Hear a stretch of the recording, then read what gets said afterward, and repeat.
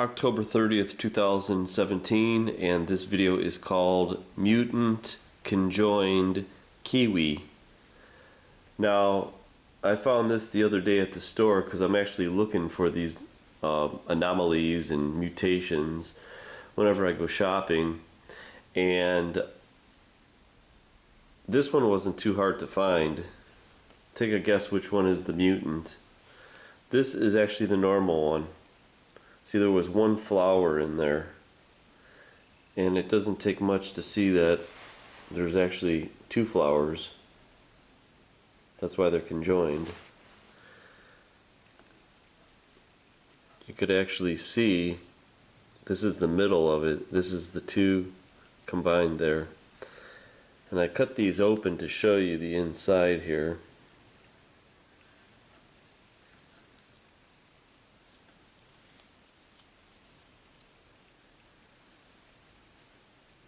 Now see, that's definitely conjoined.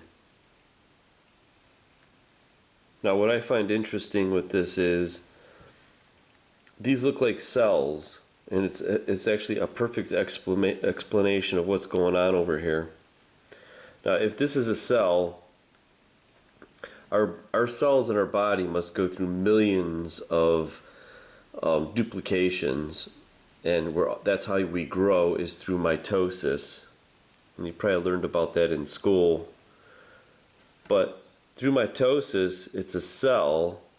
Now during mitosis, the chromosomes, which already have duplicated, condense and attach to spindle fibers that pull one copy of each chromosome to opposite sides of the cell. And the result is two genetically identical daughter nuclei.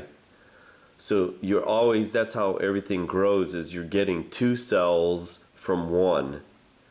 So you would have one cell, and as the chromosomes grow, separate, and they pinch through, and then they create two cells. And this is happening probably to millions of cells in our bodies each day, probably every second.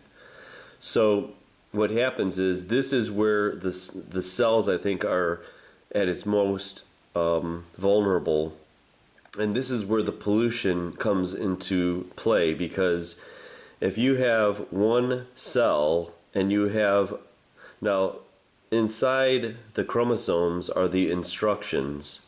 It just basically is telling this plant or animal or whatever the organism is what to do, and it reacts. To a plant, it could react to light or heat or fertilizers or food or water.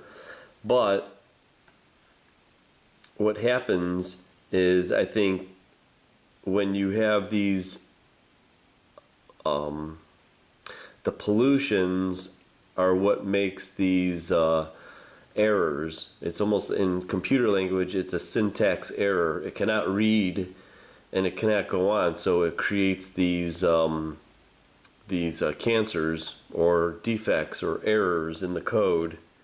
And I think this is where the cancers are going to come from. So what happens is, something happened to the instruction on this one, because instead of separating like a normal cell would, see how if you pinch that there, you would have two separate kiwis. But for some reason, something happened to the instructions where they didn't separate. Now what I want to do is cut these ends off where it shows. I gotta figure out which end is which. Now yeah, this is the both ends on here. So let's just take just the tip off.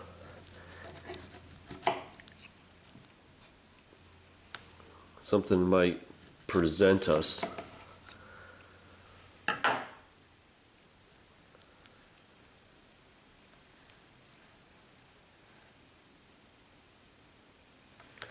So I think this is a perfect example, this mutation of this kiwi, to show you what's actually happening.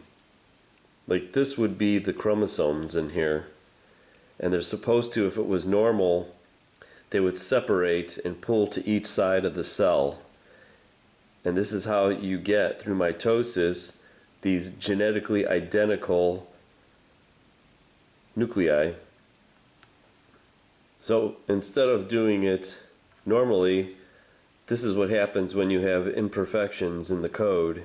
Something's causing that imperfection or that error, and the error is the what manifests in cancer.